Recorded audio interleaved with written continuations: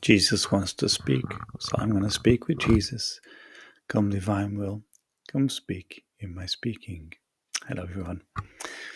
Mark chapter 6, verse 30. The apostles returned to Jesus and told him all that he had done and taught. And he said to them, "Come away by yourselves to a lonely place and rest a while." Jesus is constantly calling us aside to be with him and with him alone.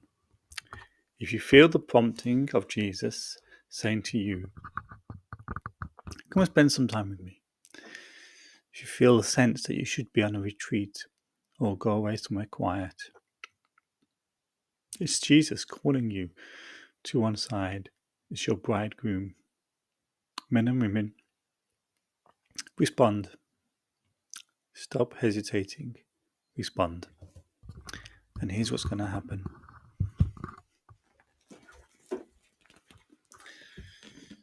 Volume 23, November the 10th, 1927. She begins, as always, or often. I was feeling all abandoned in the eternal fiat. All alone and only for Jesus, as if no one else existed for me. So I thought to myself, I am alone. I feel nothing flow within me but the great sea of the divine will. Everything else does not exist for me. Jesus himself flies away and hides within its endless light. And if he makes himself seen for a little while, the rays of the sun of the divine volition rain down upon him, and my sight, too weak, remains eclipsed, and I lose him, waiting for my Jesus, my life, to free himself of that light, or to render it less bright, so that I might find him again.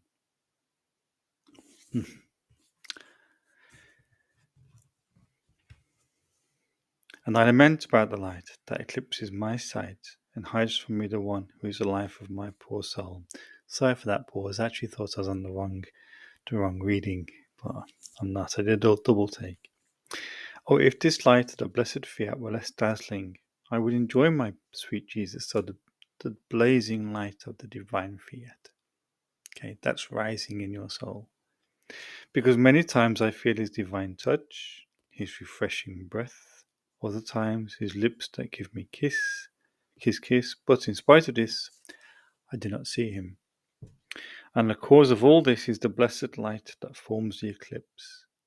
O holy will of God, how strong and powerful you are, to the point of hiding my beloved Jesus from me.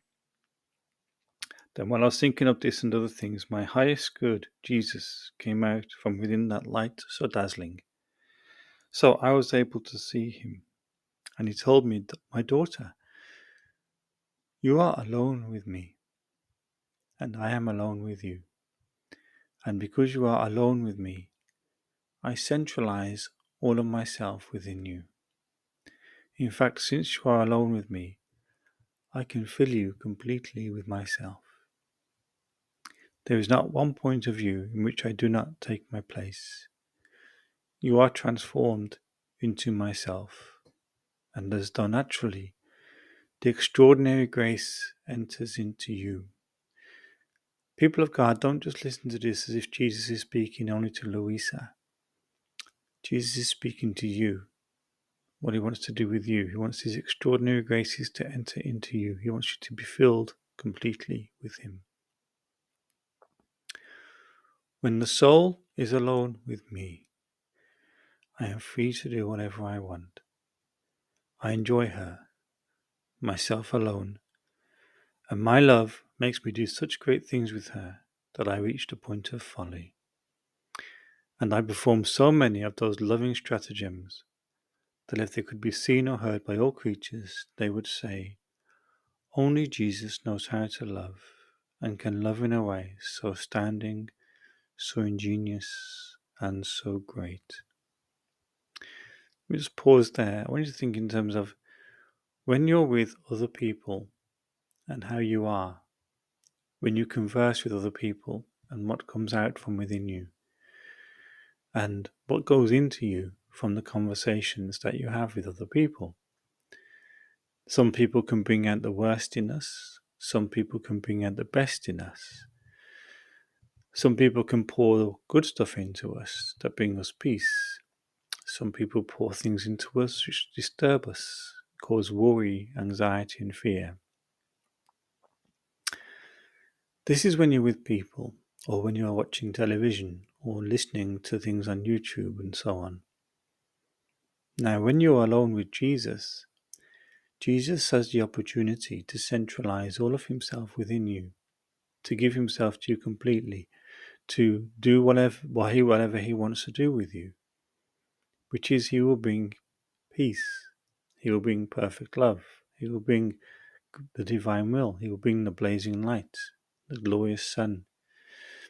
Everything is good, and he brings you to complete knowledge of yourself. When we're with other people, we can learn a lot about ourselves by the way we communicate, the way we interact with them. We can learn a lot about ourselves, but if we're not aware of what we're learning when we're with other people, then it can be a wasted exercise. Sometimes for example, if you're with another person, there's things about that person that jar you, or you don't like, and so on. This is revealing something about yourself. If you're with another person, there's things about that person you do like, then that's once again revealing things about yourself. But if you don't know that, if you're not aware of it, it's pretty useless. So you can learn a lot about yourself from the company you keep, from the people you speak to, and from the people you don't like speaking to. And also your reactions to news and information. You can learn a lot about yourself. But the greatest thing you can learn about yourself is when you're alone with Jesus. That's the greatest thing. Okay. Now I've just realized I've gone to the 7-minute mark, so I'm gonna save this one, and I'm gonna do a follow-up immediately. Fiat voluntas tua.